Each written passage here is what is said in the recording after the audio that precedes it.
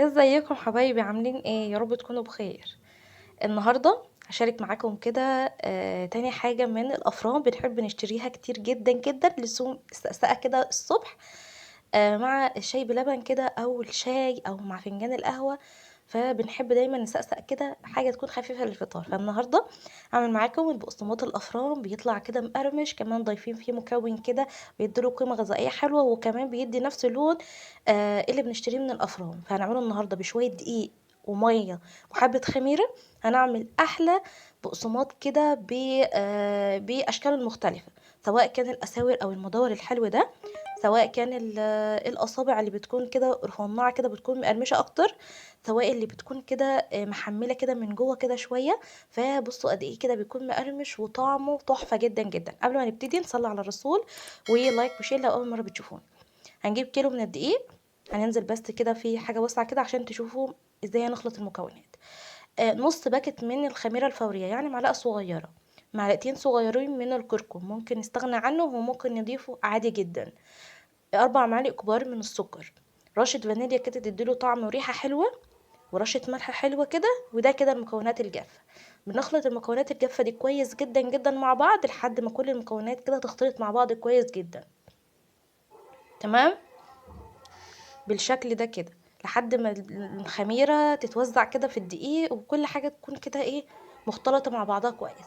بعد كده بجيب كوباية، المج الشاي العادي اللي احنا في البيت ده، الا حاجة بسيطة كده من الزيت على معلقتين كبار من السمنة عشان تدي لي البقسماط، تديله طعم حلو. وكمان الزيت بيساعد ان هو يكون مقرمش اكتر ويكون معايا حلو. تمام، بس السمنه مع الزيت ده في الدقيق كويس جدا لحد ما اشرب الدقيق تماما بالماده الدهنيه الحلوه دي. تمام، بصوا كده لحد ما نغلفه كده ويكون رمل كده. بصوا بقى اللون كده مع كتر البس كده، بصوا بقى بيكون لونه كده اللون اللي انتوا شايفينه ده حرفيا لونه حلو جدا.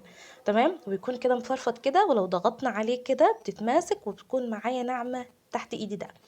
بالشكل ده لما بنبسطه بيديني طعم احلى، وبالتالي الدقيق بيتشرب كل السمنه وياخد الطعم الحلو. تمام، بعد كده عندي كوبايتين كبار من الميه بنزل بيها تدريجي لحد ما تكون لي عجينه، تكون مع عجينه متماسكه طريه ما بتلزقش زي ما احنا متعودين.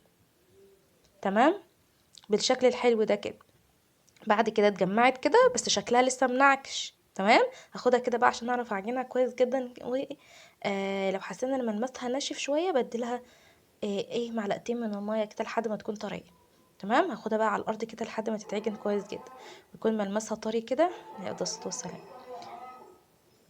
بعد ما عجناها كده بصوا قد ايه بيكون ملمسها كده فلافي وطريه وحلوه جدا، ونفس اللون اللي انتوا شايفينه ده لونه تحفه جدا جدا. تمام، تقدروا تستغنوا عنه لو مش حابين تضيفوا الكركم. تمام، بعد كده لان ساعات ما بنيجي نجيب البقسماط كده من الفرن بيكون لونه مصفر شويه. تمام، تقدروا تضيفوه وتقدروا ما تستغنوا عنه. تمام، دهنه خفيفه جدا من الزيت كده على سطح العجينه علشان البلاستيك لما تبدا العجينه بتاعتي تختمر ما تبداش تلزق في البلاستيك. تمام، بسيبها بس لمده ربع ساعه بالكتير. تمام، في الوقت ده على ما بس ترتاح بس كده هجيب كده سمسم ابيض، هبلبله حبه صغيرين كده بالميه. ليه بقى؟ لما انا يعني اخلي السمسم بتاعي كده متبلل شويه بالميه هيساعد ان هو يتماسك اكتر على العجينه بتاعتي. تمام، وبعد كده طبق تاني عملت ميكس من السمسم الحبه الابيض والحبه السودا ديت او حبه البركه، وبرده من ايه بلها شويه بسيط كده بمعلقه من الميه بحيث ان هي ايه تتجمع مع بعضها الحبيبات. تمام، في الوقت ده العجينه بتاعتي اختمرت يعني او ارتاحت، احنا عايزينها بس ترتاح مش عايزينها تختمر.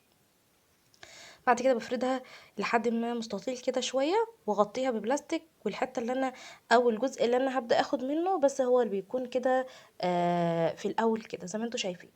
بعد كده بنجيب بقى اي قطاعه او اي حاجه وابتدي ان انا اخد كده بالمقطع لحد ما تكون لي كده عجينه رفيعه جدا، وبعد كده ببرمها تحت ايدي لحد ما تكون رفيعه. لو عايزين البقسماط يكون مقرمش اكتر ورفيع جدا جدا زي ما بنحب نشتريه من بره. بعد كده باخده كده في السمسم، وبعد كده برصها في صينيه ما تكونش مدهونه ولا اي حاجه خالص، وبتكون بالشكل ده. بصوا بقى بتتشكل معاكم بكل سهوله وما بياخدش وقت، بس لو حابين ان هو يكون رفيع شويه ياخد معاكم وقت اكتر. تمام، وبعد كده تاخدوا بالمقطع كده او تاخدوا حته عجينه صغيره وتبرموها تحت ايديكم لحد ما تبقى معاكم بالشكل ده، وتكون معاكم رفيعه جدا. ونغلفها كده بالسمسم، نحطها في الصينيه بتاعتنا. سهل وسريع، ومن اكتر الحاجات اللي بنحب نشتريها كتير جدا جدا من الافران. يعني ما بكون مثلا بره كده في مشوار ولا حاجه، بقول لبابا هات لنا بقسماط، او اخواتي او اي حد، فبنحب دايما البقسماط ده لان هو في السقسقه مفيش احسن منه. تمام. فهنعمله النهارده، وعملناه بطريقه بسيطه جدا وبمكونات متوفره ان شاء الله في البيت. هفضل بقى اكمل بنفس الطريقه، هعمل كده الرفيع اللي بيكون مقرمش اكتر بالشكل ده كده. بعد كده هنعمل الاساور، او اللي هو بيكون المدور اللي بيكون برضو مقرمش وبيكون حلو. حته عجينه صغيره كده ببرمها تحت ايدي، لو الاطراف مش متساويه كده بقطعها بالمقطع لحد ما تكون متساويه. بلحم الاطراف مع بعض كويس جدا جدا، باخدها كده في السمسم الحلو ده، بنرصها في الصينيه. متاخدش اي وقت، حلوه جدا، طلعوا منه اشكال مختلفه وهيعجبكم جدا جدا. وان شاء الله نعمل سلسله مخبوزات كده، يعني كل يومين كده ولا حاجه اعمل لكم حاجه من الافران اللي بنحب نشتريها من بره، فهنعملها في البيت كده بتكلفه قليله. بما ان احنا دايما في البيت كده عايزين حاجه مع الشاي، حتى لو احنا اكلنا او كده احنا عايزين حاجه مع الشاي. تمام. فلازم كده كل يوم نعمل حاجه كده تكون مختلفه وتكون حلوه جدا جدا. بالشكل ده هنبرمها تحت ايدينا كده، وبعد كده بنقفل الاطراف مع بعض، نحطها في السمسم، ما بتاخدش اي وقت. بعد كده هفضل بقى اكمل كل الكميه بنفس الطريقه. بصوا الصغنونه الحلوه دي. وهكمل بقى بنفس الطريقه، ناخد حته عجينه كده صغيره ببرمها، بقطعها على 2 عشان تسهل لي اكتر. بعد كده باخد واحده واقفلها كده من الاطراف، وبعد كده باخد الجزء التاني وابرمه عشان تسهل عليكم اكتر. عايزينها مقرمشه اكتر يا منار، هترققوها او ترفعوها جدا. تمام. بعد كده خلصنا كل الكميه. بصوا قد ايه الكميه من كيلو دقيق، ولو رفعنا الكميه اكتر من كده هتطلع معاكم كميه كتير جدا.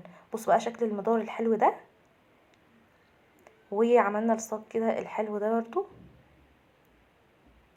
وعملنا الصاج ده كمان، فبيطلع كميه حلوه جدا، غير ان في كمان صاج محطوط على الرخامه ورا كمان. بصوا بقى هنسيبه كمان ربع ساعه يختمر. في الوقت ده بولع الفرن بتاعي على درجه حراره متوسطه، يعني كام؟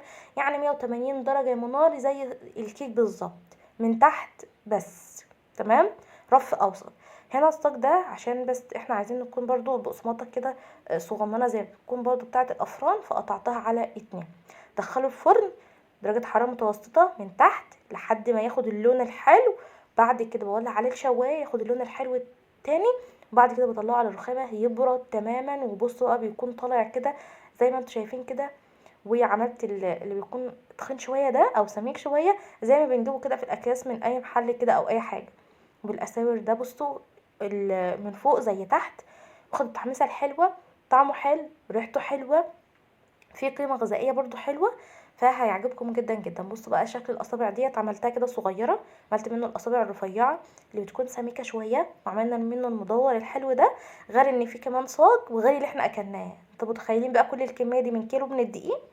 فجربوه هيعجبكم جدا جدا. بصوا بقى بيكون قد ايه مقرمش كده، اللبابه بتاعته من جوه اصلا كلها مفرغه كده فراغات كده، بتدل ان هو مستوي كويس، ويكون معايا مقرمش كده، وبيفضل مقرمش لاخر واحده منه.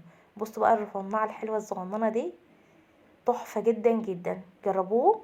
ومن ضمن حاجات الافران، فهتوفر علينا كتير جدا من بره. بصوا قد ايه بيكون مقرمش كده ومتحمص من جوه زي بره.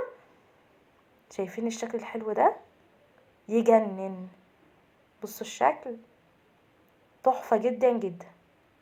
ده كده كان الفيديو، يا رب يكون عجبكم، ولو عجبكم لايك وشير. اشوفكم على خير، مع